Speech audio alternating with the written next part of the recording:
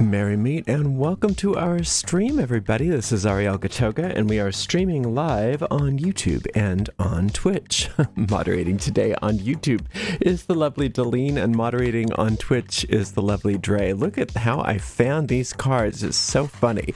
I was in a little bit of a rush. If you are watching this general reading for all signs on a restream on YouTube, you can fast forward through all the shuffling I'm about to do by using the links in the video description. Sorry. Okay, this is the Tarot de Luz, and that's what I'm working with today. And let's purify with this beautiful verbena by Coswell Mozzie. 3 sprays in this big room is more than sufficient. And you can find out information about purchasing each of those products in the video description of this very video on my YouTube channel. There's my microphone. Okay, there we go. Like I said, this is a general reading for all signs for today, the 8th of July, 2023. Going out to everybody, whether you're watching live or on a restream. Goes out to a lot of people. So if for some reason it doesn't seem to apply to you personally, just disregard it, because it's probably not meant for you. In that case, check out the zodiacal readings for your individual sun sign, rising sign, and moon sign. And you can find all those readings really easily in my website at ariels-corner.com. Just click on the free tarot readings link in the main menu. I don't read with card reversals, so that's why I flip cards right side up when they come out upside down. It's just how I prefer to read. I know it's not something that a lot of people are used to seeing, but it's my method and I like it. If you are watching us on YouTube, make sure that you like this video, subscribe to the channel, and hit that notification bell. If you're watching on Twitch, make sure that you follow us on Twitch, and you can watch on Twitch without any ads if you subscribe to us there. We have a shop, and that's at arielscornershop.com. arielscornershop.com. We have all kinds of merchandise, including tarot decks for sale. Those are all affiliate links, which means we make a small commission off of each and every sale. We do appreciate your support. Another way to support us is giving a donation. You can do that by going to paypal.me/arielgatoga. paypal.me/arielgatoga. If you're on YouTube, you could use a super sticker or super chat if you're live, or a super thanks if you're on a restream. Thank you so much for being here today. Let's shuffle one more time just for fun. We'll give this deck a nice clean cut and see what's in the cards for everybody today, the 8th of July, 2023. All right, we've got, an Ace of Cups. I love that. We've got a Queen of Cups. I love that. And what else have we got here? An 8 of Wands. All right, good. This is a nice day. So it seems like many of you have been very sort of inspired lately. Some of you are maybe starting some new spiritual activity, or just maybe being reignited on your spiritual path. The aces are very powerful. They are extremely powerful cards. They represent great power. The cups represent our inner world. That can be emotions, but it can also be our spirituality. And because cups hold water, I always say, if that liquid is poured out, it goes everywhere. And so that's why whatever is in the suit of cups has a tendency to, at least on some level or another, reach every part of your life. So this is a very important time for so many of you. What is happening? I think this is too close to the table, so it's just getting, every time I get enthusiastic, I make the whole thing shake and everybody gets motion sickness. Okay, so the Queen of Cups is talking all about how not only are you having this new lease on whatever this is, but the queens are the nurturers of the deck. And so you're really nurturing this. You're really making it real for you. So it's a beautiful time for so many of you. I want to make sure that you're not just kind of allowing your ego to gloss over what's going on, because it's a very significant time in many of your lives, and the ego wants to just sort of make it ordinary and not that important, just sort of like, maybe brush it off. And you don't want to do that. You don't want to do that at all. You want to make sure that you're very aware that this is an important time, and that the choices that you've been making are very powerful ones, and that even though a lot of what's happening for many of you seems to be very internally oriented, it's going to, if it isn't already, have a very major impact on some very practical things. But it's that whole idea of seek ye first the kingdom of heaven and everything else is going to be added. That's what you're doing. So keep at it, and don't let that ego thought system inside the head, which we all have to contend with, try to make light of it or to discount it in any way. You don't want to minimize how important what you're doing right now is. It's really setting the tone for a very powerful phase in your life.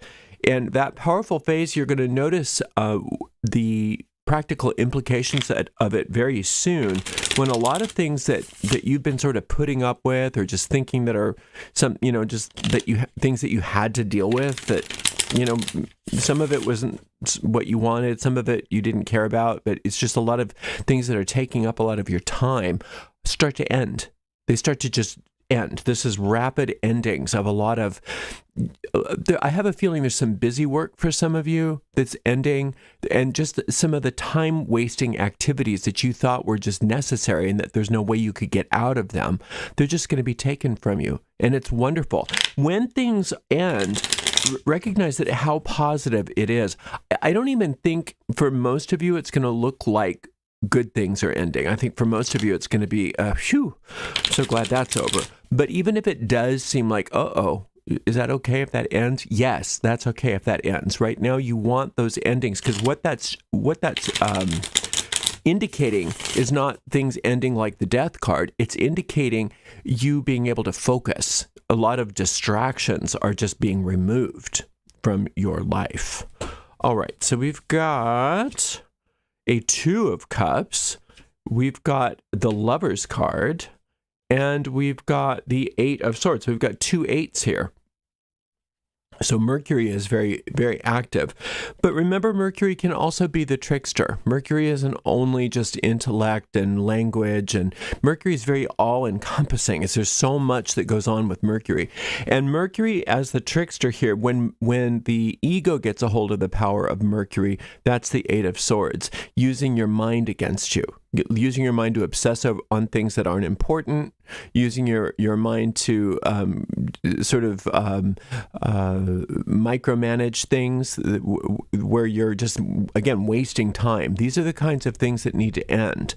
So if you notice yourself getting involved in sort of mental loops and obsessions and things like that, you want to let those end. And you can facilitate their ending by just doing something about it. One thing you can use is that off switch technique that I have on my website and on my YouTube channel.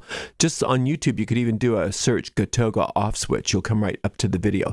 That's going to take you about 3 minutes of investment of your time to learn that technique. And then you never have to listen to it again. It's so simple. And you can just apply that over and over and over again to get rid of those time-wasting obsessive thoughts, which I think are coming up so that you can release them. All right, the Lover's card is talking about you being guided and directed in your decision-making process. And the reason why I know that that's so easy for you now, whereas maybe before it wasn't, it looked like before you were thinking, I can't do this. I hear about, following my inner guidance. I don't know what my inner guidance is. This is so frustrating. I can see that. But now it's not. Now you get it. Now it's like, oh, okay, yeah, no, I understand. So now you can really follow your intuitive guidance and make sure you do that, because that's what it's there for. Your intuition is there to guide you through this very illusory world that we live in so that you can have all of the success that you're meant to have. It's like what we have is we've got our path of our soul that says, okay, I know this is a bizarro world, but we need to make our way through this world so that we can accomplish certain things.